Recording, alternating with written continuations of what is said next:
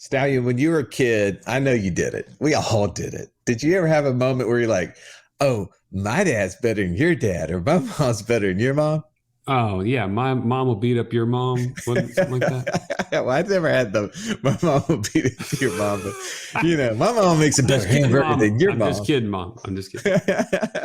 So I'm riding the other day with Betsy. She's my 13-year-old, and she was telling me about a conversation with her little friend at gymnastics, and the little girl was like, nobody who lives in Chelsea has any money. And the little girl didn't know that we lived in Chelsea, right? So Betsy's like, what? We live in Chelsea. We got money. And she's like, well, nobody in Chelsea is rich. And she's like, well, we're rich. Like she's just like in this back and forth, And she's like, well, only people who are rich are people who make more than $570 an hour. Where in the world does a 13-year-old come up with very specific now, Super $570 an hour? So Betsy looks at me in the car and she goes, Dad, do you make $570 an hour? Because I told her you did. I just think it's so funny, man. Like, the concept is, it's like, well, here's the key is that, what if I only had to work 2 hours a week and I made $1,140? Then I'd make $570 an hour, right? You'd be rich. Based upon that math. Right? Yet we know people who make $1 million a year that work 80 hours a week, right? They make a lot less than that. And so it's just funny. And the kids come up with the craziest of information, just like we did. Today's podcast, though, is to focus on who should be teaching our kids personal finance. Stallion, what's a big takeaway for you from this podcast that someone's going to get? And why is this so important for them to learn right now? Well, here's the thing. I don't have to tell you how important this is, because you tell us every time you get on the call with us that I just never learned these things growing up.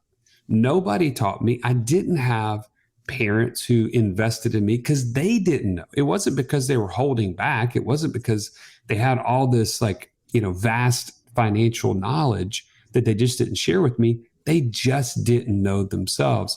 And what's important to you, our tribe, is that you not only get this information and you make a change and you get to financial freedom, but that you have something to pass along, a legacy that will change the trajectory of generations. That is what you're going to get from today's call with these coaches. And you're going to get practical things like activities that you can do with your kids today, things that you can implement that will make a difference. And the ripple effect will continue to be a part of your family's generations. Man, I love that. Nothing else to say there. You know why you need to listen to that. Stallion, pull your chair up to the table. Let's belly up.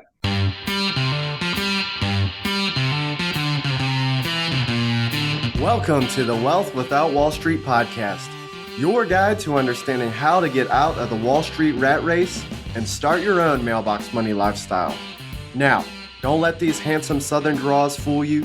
These financial minds are teaching our country to enhance savings, increase cash flow, and create passive income, all without the help of Wall Street.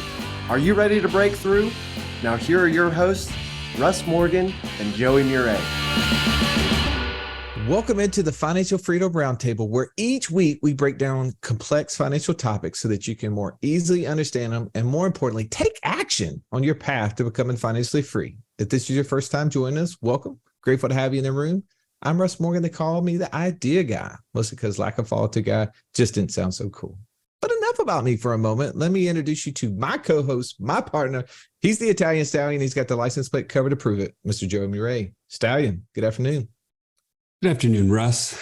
Always a pleasure to be with you. Thank you, bro. I'm glad. Today we get to talk about something that's near and dear to our heart. But I want to know who should be teaching our kids personal finance. Thankfully, we're not the only one here sitting here. We got the dream team of financial coaches. To my left, I got Mr. Incredible. His superpower is speed to financial freedom. And the real beauty is that speed is contagious. My man, JD Hill. Say hello to your fans, JD. Hey, fans. Nobody ever waves back. So I'm always like waving. Thank you, Matthew. Thank you. There we go. I'm always, wondering if people actually wave on the other end of these airwaves, because I'm actually waving for those that are listening. This is an interesting topic, and I'm excited to get into it. Because I think I know we're all going to have our own little perspectives and insights just based on our experience and our upbringing and those types of things. So yes, I'm excited to, hey Keish, to jump into this. Hey, tell me, why do you think this is so important for us to be covering though?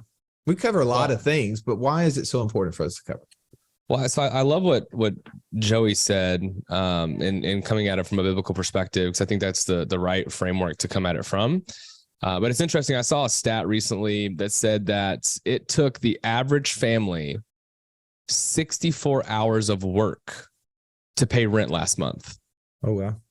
The average family had to work over 64 hours to pay rent last month, which is just staggering to me. And, I'm reminded of a quote, which I think is interesting, because we'll get into obviously who is in charge of teaching our kids and us personal finance. But Vodi Bakum, he has this wonderful quote. He says, we cannot continue to send our kids to Caesar for their education and then be surprised when they come home as Romans.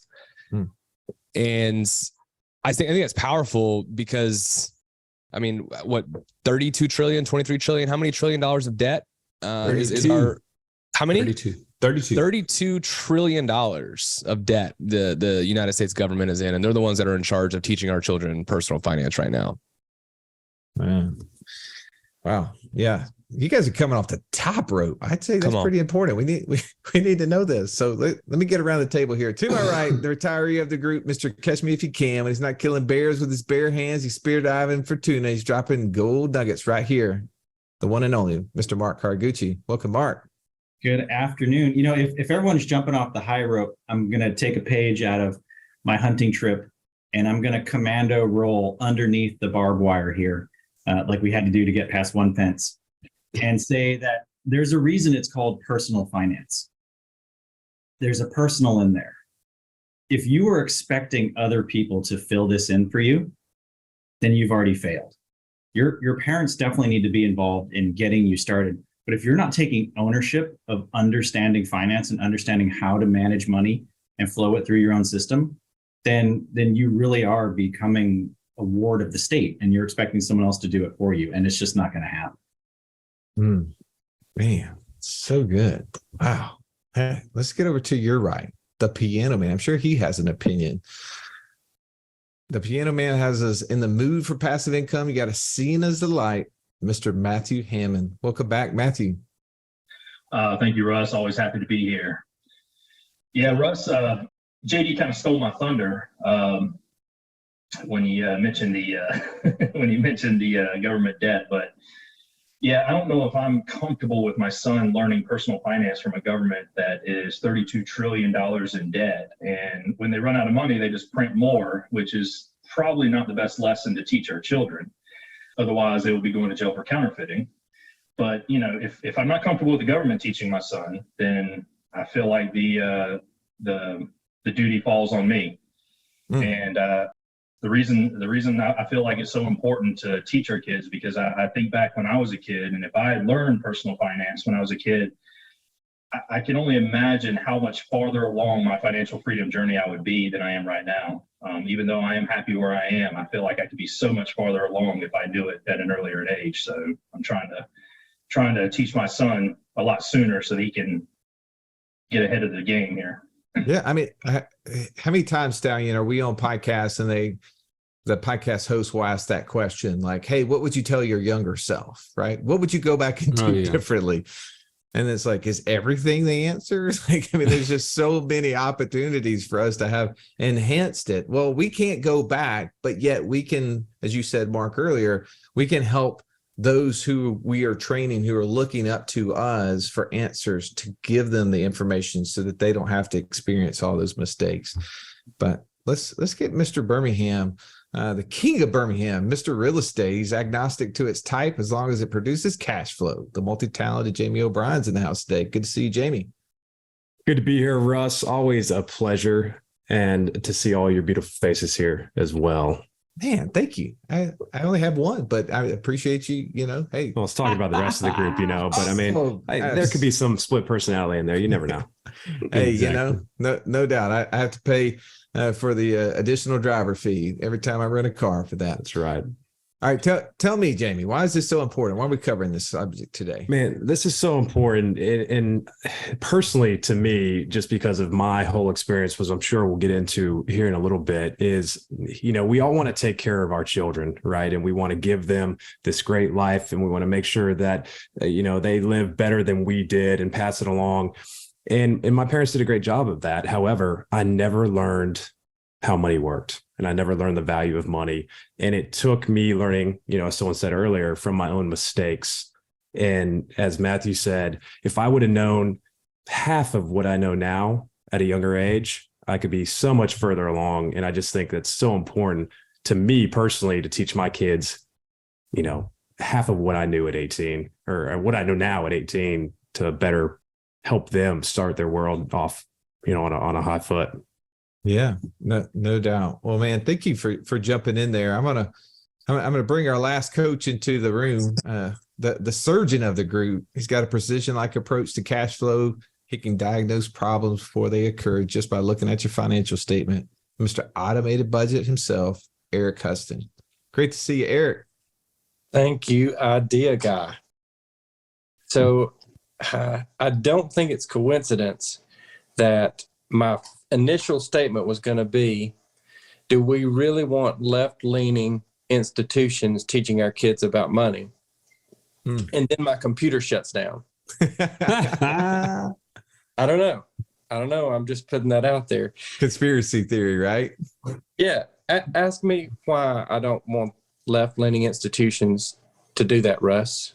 Why do we not want left-leaning institutions to do that, Eric? Great question, idea guy. Because you can't give away what you don't have.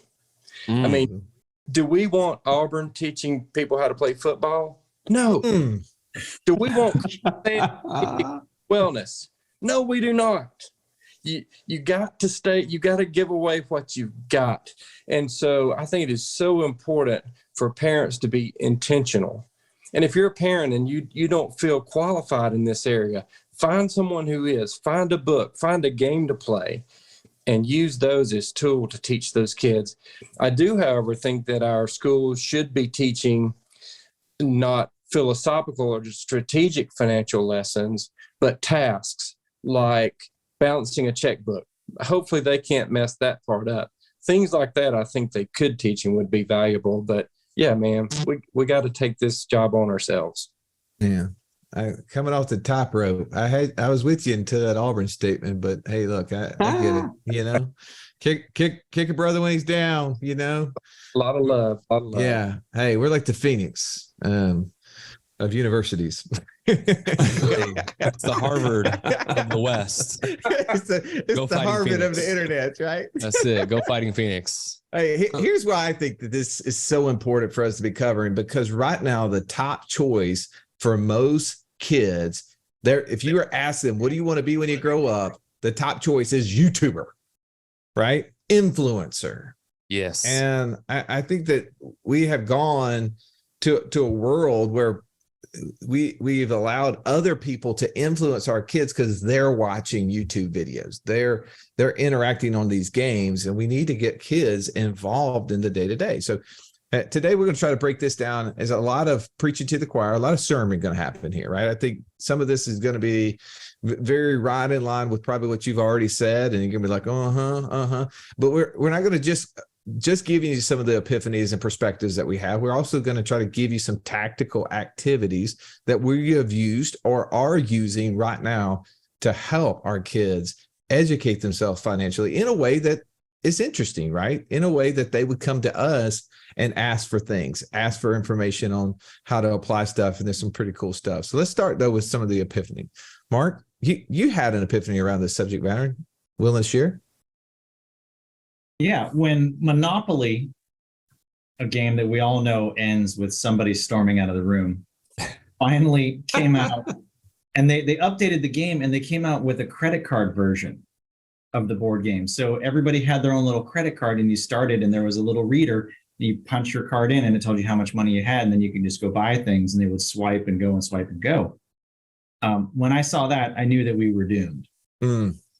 Because if little kids are being indoctrinated to go through the credit card swipe cycle, why would they promote a credit card? In my opinion, they are promoting not paying attention to detail. They are indoctrinating them to just go ahead and keep swiping. And you know what? If it says no, then just go ahead and get an extension, and it'll be okay. Don't even think about the ramifications of it. That was a concerning moment for me. Kind of like the easy button too, right? Like they're almost advocating not having to do the math. I mean, isn't part of it is like, I've got to count out $27 because I landed on St. Charles Place or whatever. I mean, come on. The pain point of having to see physical dollars leave your possession. And if you know how little cash you have in your hand, you get real intentional about what you're trying to roll on the dice so that you can get past those luxury apartment buildings that you don't want to land on. What's interesting about Monopoly, and I didn't think about this until down the road of doing investing for a while, is I used to look at passing go as an exciting time, right? Because when you pass go, you get $200.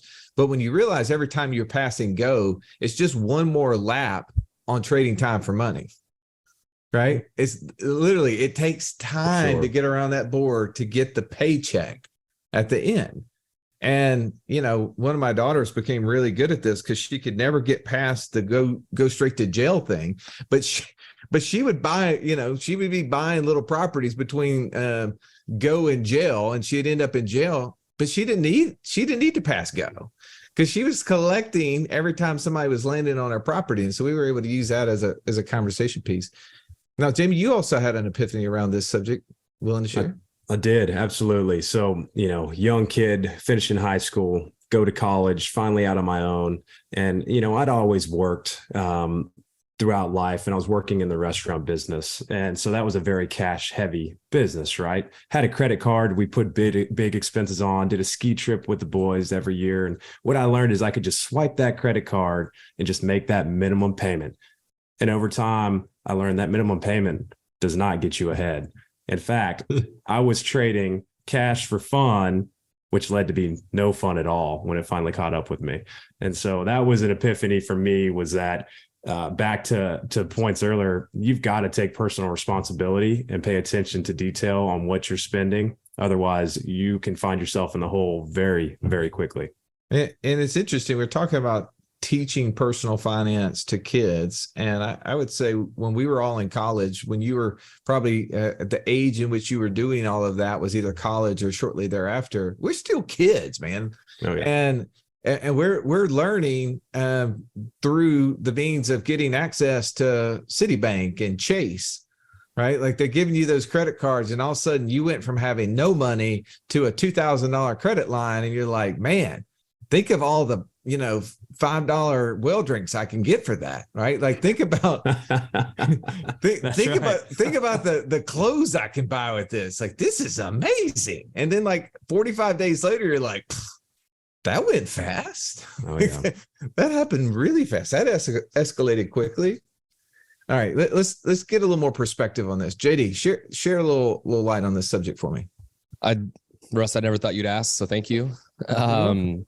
So one of the things that I've continually taught, my family, my boys, is value creation is directly tied to wealth creation. So what I mean is that in our house, we don't have chores. One, because chores is a negative connotation, like it sounds awful. So we taught our boys that we have contributions, and we want them to understand that they are contributing to the entire home. So we're all carrying our own weight. We're all contributing to the extent that we can. And in order for them to earn money, so we don't make money, we earn it, right? They have to add value to the home. And so we call those contributions. And what's interesting is, as my kids have now gotten older, especially my oldest, he's now getting to, he's 8, he's almost 9. He'll ask like, Dad, what are some things that I can do around the neighborhood to add value so I can earn more money? And it's just, it's interesting because he's starting to associate value creation to earning money. And there isn't enough of that, I think, in school today, whether it's in college or whether it's in grade school or junior high, it doesn't matter what it is. Nobody's teaching about abundance. We're always learning about scarcity, right? We're always learning how to retract and stop spending or cutting back. We're not learning how to expand and grow. And what really hit this for me was at one point in my early on in my career, I had a managing partner that told me one time, because I was always stressed about money. If anybody's ever been stressed about money, I think all of us here can say we've all been stressed about money. And he told me, he said, JD, you don't have an expense problem. You have an income problem. And that totally changed everything for me. It changed my entire paradigm, my entire perspective, to stop looking at things from what can I cut out, but what can I do to add more value to create more? Because the more you create, right, people will pay for that. So that's just some things that I've, from a perspective standpoint, that I've tried to teach my kids, that has then transcended obviously into business and all those types of things. Russ, I remember my dad specifically say to me, Joey, you gotta go to college. I don't want you to end up like me. And you know what my dad was saying is, in order for things to change, things have to change. You can't end up just like me. Well, I think, we as parents, sometimes we take on the burden thinking about our kids and how we want something better for them. And we want to know, what will their future look like if I don't take action, if I don't do something different? See, in my house, I'm the role model. You're your kid's role model. And the buck stops with you. It's time to take action. If you're ready to take action, join us at wealthwithoutwallstreet.com/passport and get started on your own journey to financial freedom. All right, let's jump back into this episode. That's so good. You don't have an expense problem, you got an income problem. I think a lot of people probably resonate with that, right? But it's so easy to try to go after the expenses. But Mike McAllis, we've had him on our show a few times. Joe, you remember him saying this, like, people go into trying to cut back fat and they keep cutting, and what do they end up getting into? They get into the muscle. Yeah. Right. And they don't realize that production has to be a part of it. Eric, as long as you're not going to beat up on me and my Auburn Tigers anymore, I'll let you back into the conversation. What's your perspective on this? Yeah. So Russ, back when I was very young, I went to summer camp one week, and my mom, who took such good care of me, had packed my suitcase, carefully and lovingly packed all of my clothes, and just had everything perfectly in my suitcase. And when I came back from summer camp a week after that, she opened my suitcase and my clothes were still packed exactly as they were when I left. And she said, son, how is it possible that your clothes still look like this? Did you not take a bath every day and change clothes? I was like, Mom, I didn't need to take a bath every day. I swam in the pool and in the lake every single day, so baths were not needed. And so my mom made a special point of helping me understand why it was important to take a bath every day if I wanted to keep and maintain friendships. And so we take the time on some level to make sure our kids don't make the same mistakes that we did, or we teach them to do things that's going to cause them pain down the road, and how to avoid that by doing things the right way. And the epiphany to me was, I don't know why we stop that when it comes to finances. I don't know if we're intimidated by it, or because it takes some real time to think that through and commitment to do that. But I think about the mistakes we let them make in that area that we wouldn't let them make in other areas. Man, I think it's critical that we get more involved. Yeah, man, so good. I think if our kids would quit playing Call of Duty and start playing cash flow, right, they'd have a whole different perspective of what it's like in the real world, right? That our heads are down.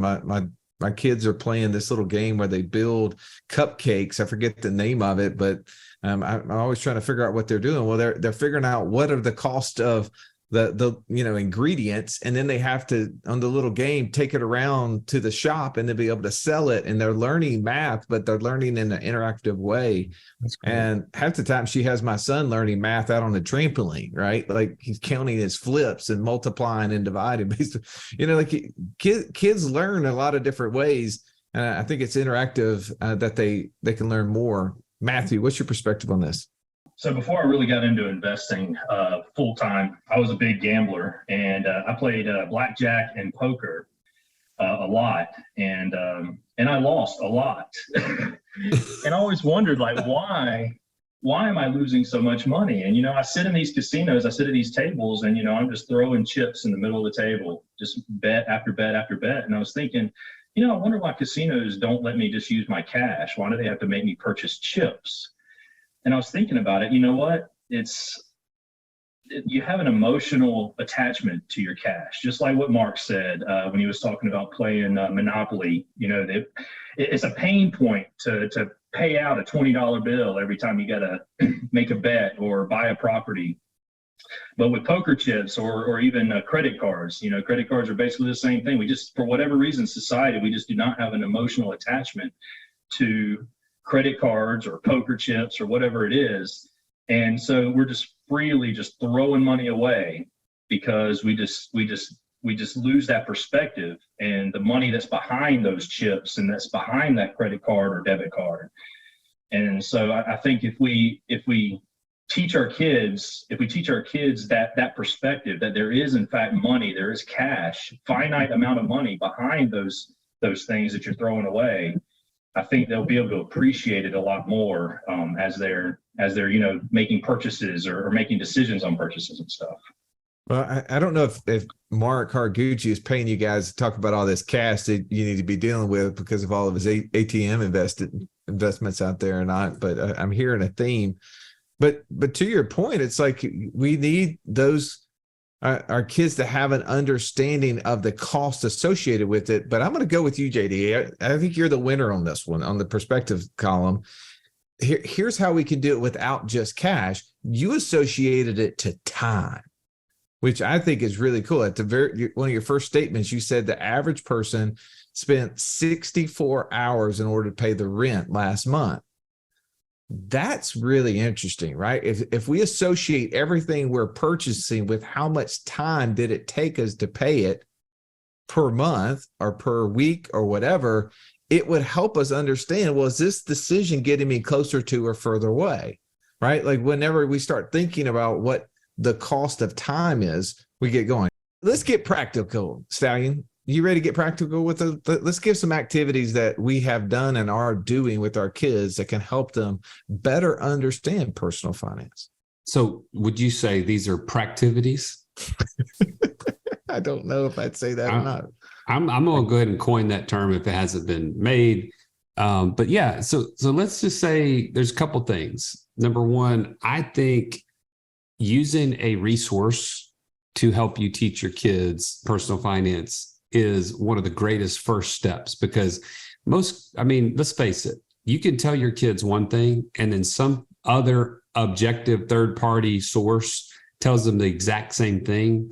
They actually listen to it from the other source, right? Am I right? So one of the things that, Russ and I reported on in the podcast is that we had our teens go through Rich Dad, Poor Dad for Teens. You've heard Rich Dad, Poor Dad, the big purple Bible. That may be a little bit, too far ahead for your 13-year-old or your 12-year-old or whatever the case may be. But Rich Dad, Poor Dad for Teens was written in a way that was very conversational, very easy to understand. And it just gave us the excuse to have a conversation. I think that's super important. Russ, you mentioned cash flow for kids or cash flow, the game, the adult version of the game. Again, both really good resources that get the conversation started. But the most, I'd say, impactful thing that I have seen so far is to start a business with your child. My oldest has started a land flipping business. I'm literally being in there while she's making phone calls. I'm recording her doing sales calls to people on 60 acres in Texas. Like she just closed on a 60-acre parcel in Texas, and it was something we got to celebrate together. And she's having fun creating a business.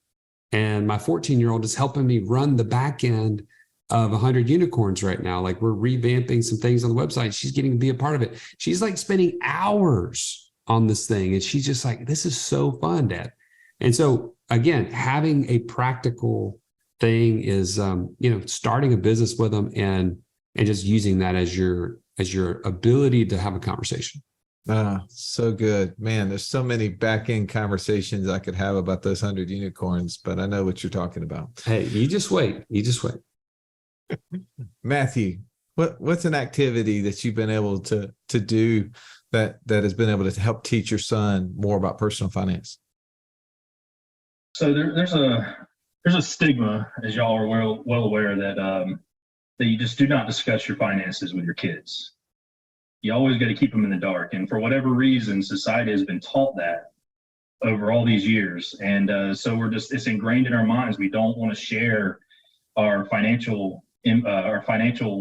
with our children, and I decided to push back on that mentality. And so now, especially with investing, my wife and son and I, we have family discussions, and we're 100% open and honest with him as far as what we're investing in, how much we're investing, the returns on those investments. We're keeping him engaged in these conversations, because I've learned, and I see it every time we have these discussions, I've learned that the more engaged he is, the more interested he is, the more motivated he is to learn these finances.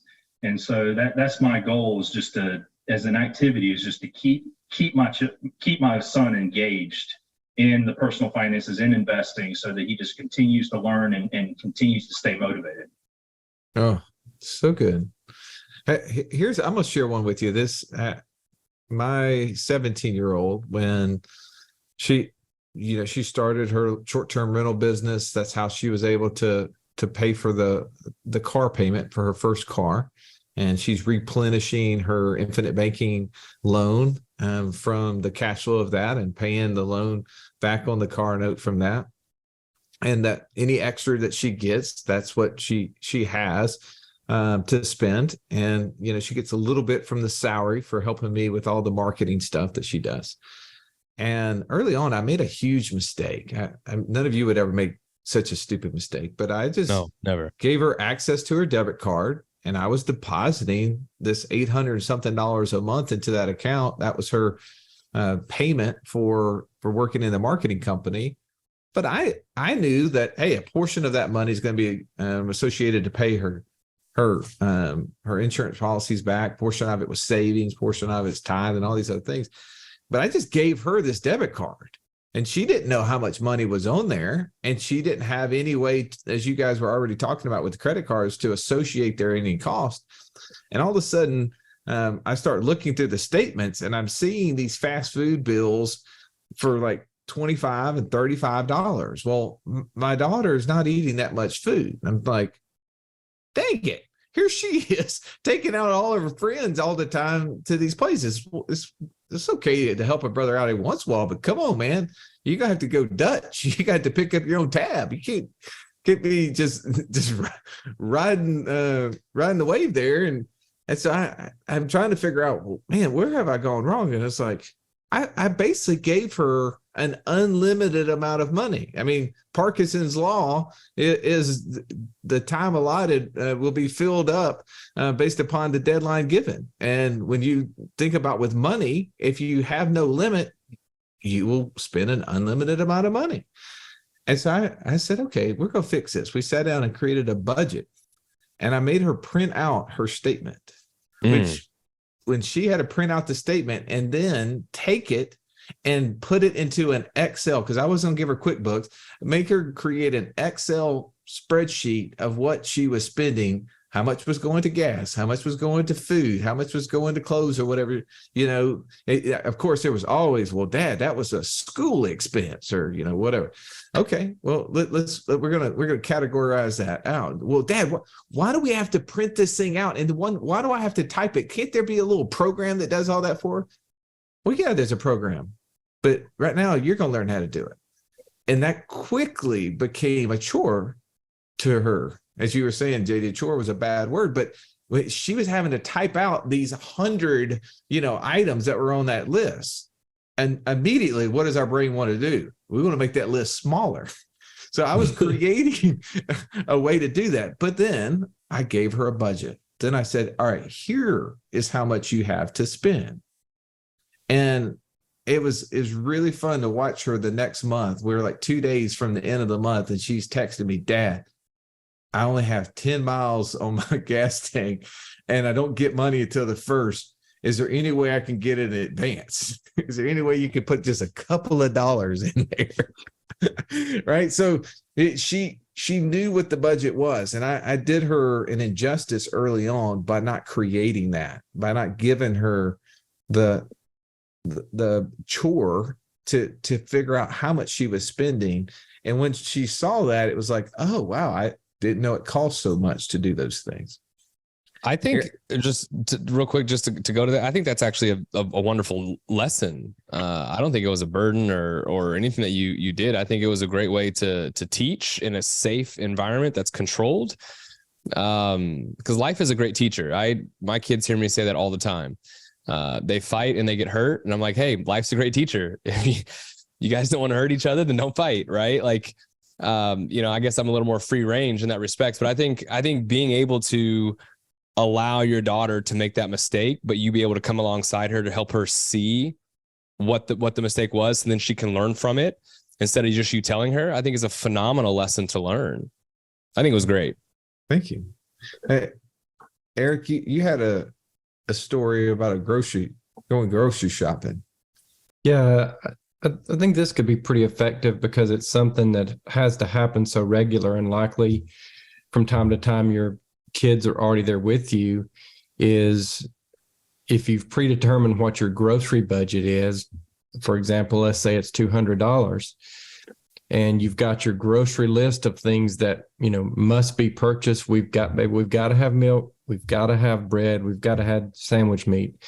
And as you go through the grocery store, I can even see taking your phone and using the calculator and talking about, well, the milk's going to be $4, the meat's going to be whatever. And as you go through the grocery store, you may have to make decisions on, well, do we get the most expensive bread that is there, or do we have to come down a little bit? Once we get all our necessities, do we have enough left to get some extras, some sweets or whatever it might be, to those things that make life more enjoyable? And I think that would be an outstanding way to teach your kids how to stay within a budget, and also show how much things actually cost, and that, those cookies or that cereal, that toy that they want from the grocery store, how it can impact the overall budget. I want to circle back sort of to what you said, Russ, and dovetail off what JD said. The opportunity to make safe mistakes. Think about it like bowling. If you can put your family in a position where they can just bowl the ball, and you can be those bumpers inside the gutter, so they can bounce around all the way, and they might knock one pin over, they might knock two, they might knock them all over, but you've kept them out of the gutter. What a great way to learn, how to manage those kind of things. Wow, what a great example. All right, final thought. I'm coming to you, Mark. Final thought is, I'm going to go back to where I started, which is personal finance is something that you personally have to be responsible for. Everything that you guys are talking about, teaching your kids, involving them, exposing them, it's not going to make that much of a difference if they don't see the value and they don't recognize their need to get engaged. Because Nelson Nash has said about the infinite banking concept, it can't be taught, it has to be caught. And I think personal finance is going to rank up there as well. When the next generation sees the value that we place on it, and they see the value of how it impacts them, they're going to want to learn as much about it as possible.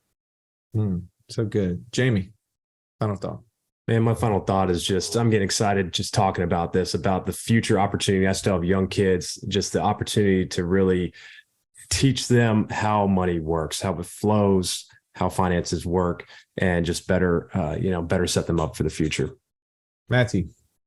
Yeah, I just go back to getting your kids involved in family discussions about investments. You know, my son, James, after we started getting him involved and actually listening to his perspectives, he was so engaged that he started to learn how to think out of the box. And he actually told me the other day, he's actually going off to college next year. This is his last year in high school. And he told me, he's like, you know what, Dad, rather than living in a dorm, how about we work on purchasing a duplex, and maybe I can live in one side and we can rent out the other side. And I was like, that's my boy. So I think it's the more you keep your kids involved, the more they learn how to think outside of the box, and the more creative they can get. It's so much better than Call of Duty. I can tell you that right now. I love that. JD. I mean, it's hard to top what I've already said, you know. Like, I'm kidding. I do want to clarify a couple of things. I know I tend to talk about, you know, abundance and versus scarcity, but that doesn't mean obviously not living within your means, right? We still have to be prudent, and you have to obviously spend less than you earn. So I'm certainly not advocating for, you know, going and being reckless. What I am advocating for, though, is teaching your kids how to think abundantly, especially if that's something that you struggle with, because so much of what our kids pick up on is how we model behavior, right? More is caught than taught. And so I think if you can teach them that and try to model and demonstrate that for them, you can start to make a generational shift in your family with your kids today. So I just want to encourage everyone, just from that perspective, is to the extent that you can, be more abundant in your thinking, and you'll be amazed at how much that changes your perspective and your kids' perspective as well. Stallion, final thought. I am going to totally agree with what you just said, JD, but I'm going to take it one step further. You likely have your own lid on scarcity and abundance. You likely did not have a great role model. You likely did not have a money mentor growing up. And you are subject to the same bad things that you see going on in today's economy and today's world that you know your kids are being subject to. It's time to level up your own financial strategies, right? I can't tell you, we've been on some 15-minute calls lately. The number of people who call in and say, man, I want financial freedom because I want to be free. But more importantly, I want my 13-year-old daughter to see me free, and for me to be able to pass on the knowledge that I've gained so that she can start light years ahead of where I am. If that's you, you need the right community to be around. Right? This is the inner circle or the passive income mastermind. They're for you, because you can't just limit your impact on your kids to what knowledge you have today. It has to be expanded. Go and get on a 15-minute call with one of these coaches today, wealthwithoutwallstreet.com/free call, and see how you can get plugged in to a community that will stretch you. So good.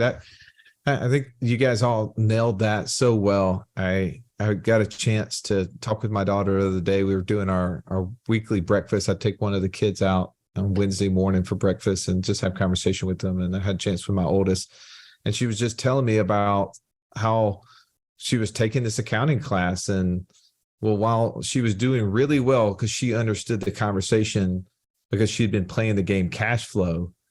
But also one of the things that she mentioned to me, she said, Dad, you know, the problem is that they're trying to teach me what is an asset. And I know it's not right, because an asset is anything that puts money in your pocket. And some of the items they're listing under assets, those aren't assets at all. They're not putting any money in your pocket.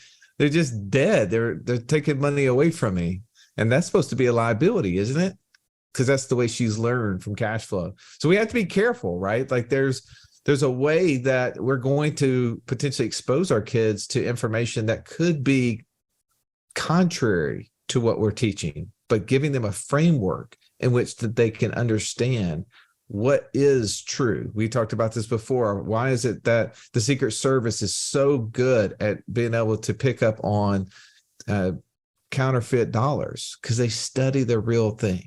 So how much time are you and your your family studying what it's like to become financially free. Don't let those conversations go by so that they don't miss the opportunity to learn along with you. It's okay that you don't have all the answers. You're here, you're learning. You're in a community of other people who are learning, and we're super excited that you are. Thank you for listening to this episode. If you hadn't already taken the time, rate and review the show. That's a way that we can share this with other people who are looking for the same sort of information that you've gotten. And also, don't miss that opportunity to come and join us in January the 6th through the 8th, 2023. We're going to be live, and we're going to be exposing you to these ideas and opening up our network, giving you ideas to become financially free in 2023. Have an amazing day. This has been the Wealth Without Wall Street podcast. Don't forget to subscribe to the show to break free of the Wall Street mindset and begin building wealth on your own terms in places you understand so that your wealth will never run dry. See you next episode.